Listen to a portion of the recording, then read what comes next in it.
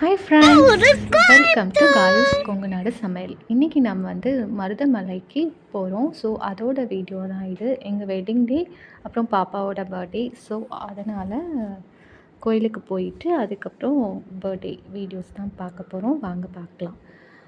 நாங்கள் மருதமலைக்கு போயிட்டுருக்கும்போது ரொம்ப நாளாக வரணும்னு பிளான் பண்ணோம். அதுக்கப்புறம் தான் வந்தோம். அப்போது 10 இயர்ஸ் முன்னாடிலாம் இவ்வளோ கூட்டம் இல்லை. பட் இப்போ வந்து ரொம்ப கூட்டம் இருக்குது.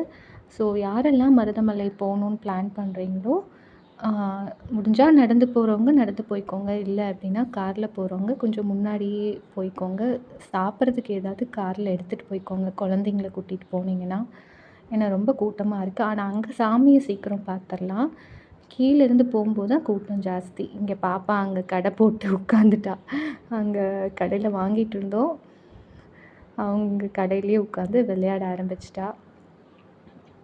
ரொம்ப சந்தோஷமாக இருந்தது. திருப்தியாக சாமி கும்பிட்டு வந்துட்டோம். நாங்கள் திருப்தியாக சாமி கும்பிட்டோம்.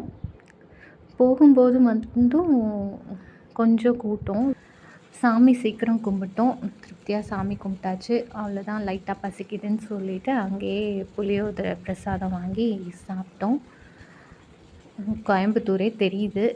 இங்கேருந்து பார்த்தா கோயம்புத்தூர் சிட்டியே தெரியுது. ரொம்ப நல்லா இருந்தது. மனசுக்கு திருப்தியாக இருந்தது. அங்கே அவ்வளோதான். நாங்கள் சாமி கும்பிட்டு கிளம்பிட்டோம். அப்புறம் பாப்பாவோட பர்த்டே தான். அது கோயிலில் கொடுத்த புளியோதரை சாப்பிட்டு கிளம்பினோம்.